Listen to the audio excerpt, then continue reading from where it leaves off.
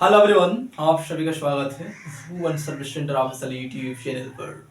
इस video lecture के माध्यम से यूपीएससी में एक नई वैकेंसी रिलीज हुई है। उस वैकेंसी से संबंधित आप सभी को संपूर्ण जानकारी दी जाएगी। एस्पिरेंट इस लेक्चर में अंतिम रूप से बने रहेंगे। आप सभी को इसी लेक्चर के माध्यम से संपूर्ण जानकारी मिलने वाली है।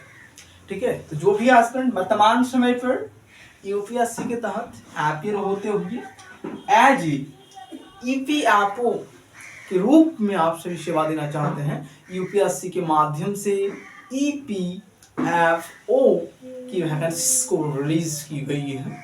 इसमें 3 प्रकार के मुख्य रूप से पद हैं। सभी पद से संबंधित आप सभी को संपूर्ण जानकारी दी जाएगी।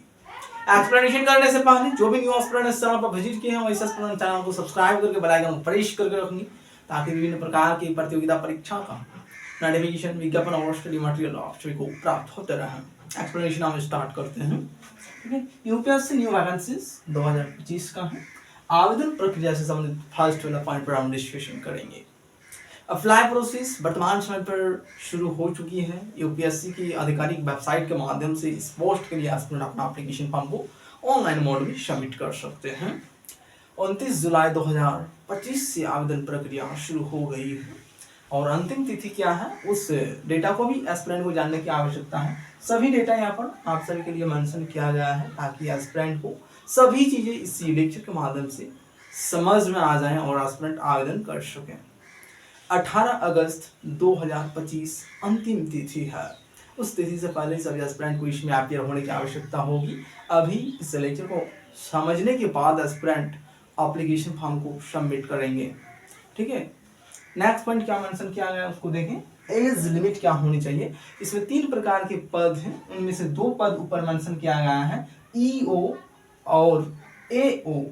ईओ ये शॉर्ट फॉर्म है, इसका विस्तारित रूप क्या है, सभी चीजें एक्सप्लेनेशन की जाएगी। अभी शॉर्ट में समझे, नीचे सभी डेटा इंक्लूड है।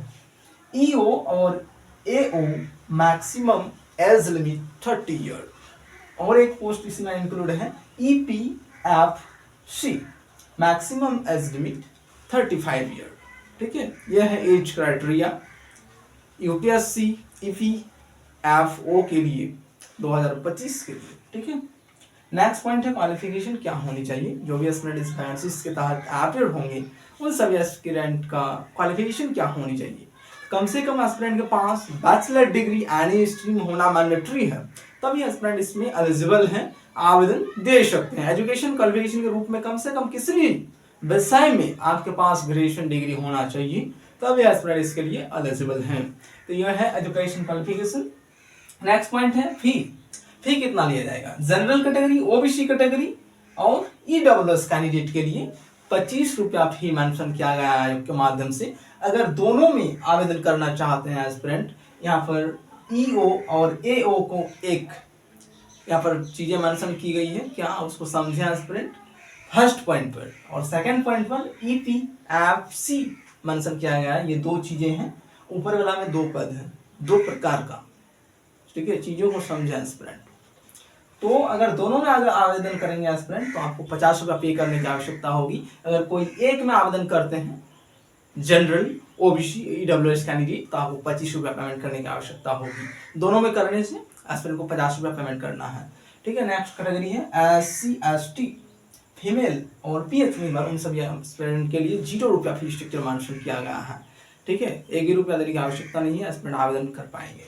नेक्स्ट पॉइंट क्या है, यूपीएससी ईपीएफओ 2025 का भर्ती प्रक्रिया यूपीएससी के माध्यम से शुरू कर दी गई है। जो भी एस्पिरेंट आवेदन देना चाहते हैं, डायरेक्ट यूपीएससी के ऑफिशियल वेबसाइट में विजिट करें और उसी वेबसाइट के माध्यम से अपना एप्लीकेशन फॉर्म को ऑनलाइन मोड में सबमिट कर पाएंगे एस्पिरेंट। फी भी ज़्यादा मेंशन नहीं किया है, कम से कम फी यहाँ पर मेंशन किया गया है आपके नोटिफिकेशन में। अकॉर्डिंग टू नोटिफिकेशन के आधार पर ही सब डेटा का एक्सप्लेनेशन किया जा रहा है। ठीक है, तो इस शॉर्ट फॉर्म को आप समझना एस्पिरेंट। ईओ एओ एपीएफसी क्या है उसको जानने की आवश्यकता है एस्पिरेंट को, क्योंकि यही आपका पद है। अपने पद के बारे में संपूर्ण जानकारी होना आवश्यक है एस्पिरेंट का। ठीक है, तो क्या है ईओ, जिसका विस्तारित रूप क्या है, इन्फोर्समेंट ऑफिसर। नेक्स्ट है AO, accounts officer. EPFC assistant provident fund commissioner. ठीक है, ये है 3 प्रकार के पद अगर मानेंगे तो 3 है।